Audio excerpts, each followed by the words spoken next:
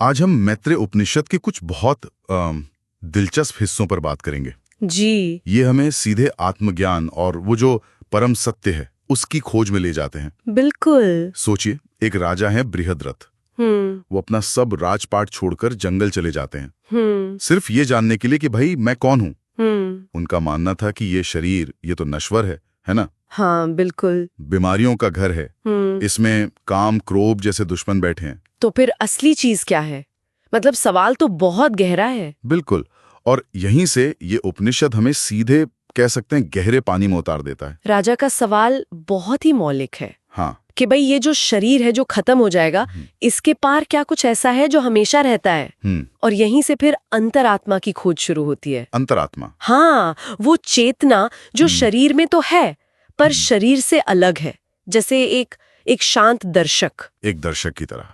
कि अंतरात्मा कर्मों के असर से परे है, इसे देखा नहीं जा सकता, ये बहुत सूक्ष्म है। ये दिलचस्प है कि हमारे अंदर एक ऐसी चेतना है जो प्रभावित नहीं होती, लेकिन उपनिषद में एक भूत आत्मा का भी जिक्र है ना? हाँ बिल्कुल। तो इन दोनों में क्या फर्क है? क्योंकि आमतौर पे तो हमें एक ही मैं महसूस होता है। हाँ, ये एक बहुत अहम नुक्ता उठाया आपने।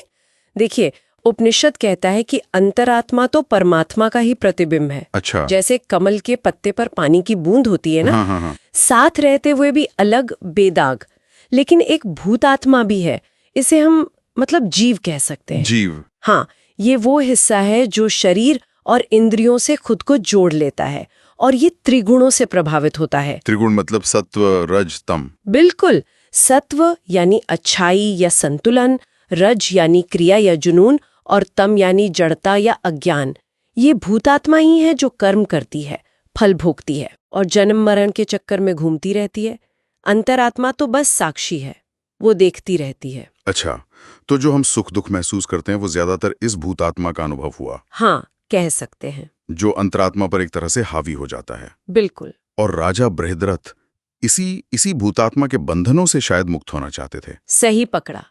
राजा उसी बंधन से मुक्ति की राह खोज रहे थे। तो फिर रास्ता क्या है इसे अनुभव करने का, उस अंतरात्मा तक पहुंचने का? रास्ता यहाँ पर ओम मतलब AUM की गूंज सुनाई देती है। ओम। उपनिषद ओम को सिर्फ परमात्मा का एक निशान नहीं मानता, बल्कि एक तरह से परमात्मा का ध्वनि रूप मानता है। ध्वनि रूप? हाँ, निराकार भी साकार भी। कहा गया है कि ये 3 अक्षर है ना, अ उ म। हाँ, अ उ म, ये पूरे ब्रह्मांड को अपने अंदर समेटे हुए हैं।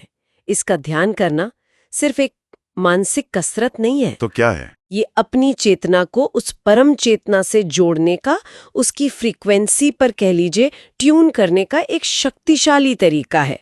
ये त्रिपाद ब्रह्म है जो हमारे अंदर ही छुपा बैठा है। त्रिपाद ब्रह्म। हमने आत्मा और ओम की बात की जो काफी सूक्ष्म है, लेकिन उपनिषद इसे रोजमर्रा की चीजों से कैसे जोड़ता है? जैसे हमारी सांस मतलब प्राण, हाँ। और हमारा भोजन अन्न। हाँ, ये बहुत खूबसूरती से जोड़ता है।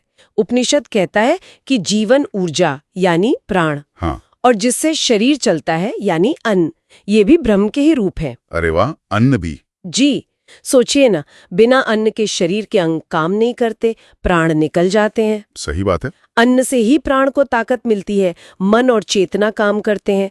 उपनिषद तो यहाँ तक कहता है कि अन्न को परमात्मा का रूप मानकर ग्रहण करना भी आत्मज्ञान का एक हिस्सा है। क्या बात है, मतलब रोज का खाना भी एक तरह से साधना बन सकता है। बिल्कुल। और प्राण का सीधा संबंध सूर्य से बताया गया है। सूर्य मानो बाहरी प्राण है। अच्छा, तो ज्ञान, ओम का ध्यान, अन्न और प्राण का महत्व, ये सब तो ठीक है, पर क्या राजा बृहद्रथ के लिए या हमारे लिए कोई और व्यवस्थित तरीका भी बताया गया है इस खोज का? हाँ बिल्कुल। योग का रास्ता। योग? उपनिषद योग के 6 अंगों की बात करता है। प्राणायाम, सांस पर नियंत्रण? जी। प्रत्याहार मतलब इंद्रियों को बाहर से हटाकर अंदर खींचना? हाँ बिल्कुल। फिर ध्यान, धारणा यानी किसी एक चीज पर मन टिकाना, तर्क यानी सही गलत का विवेक, और समाधि वो गहरी एकाग्रता की अवस्था। तो ये सिर्फ आसन या कसरत नहीं है? नहीं, बिल्कुल नहीं।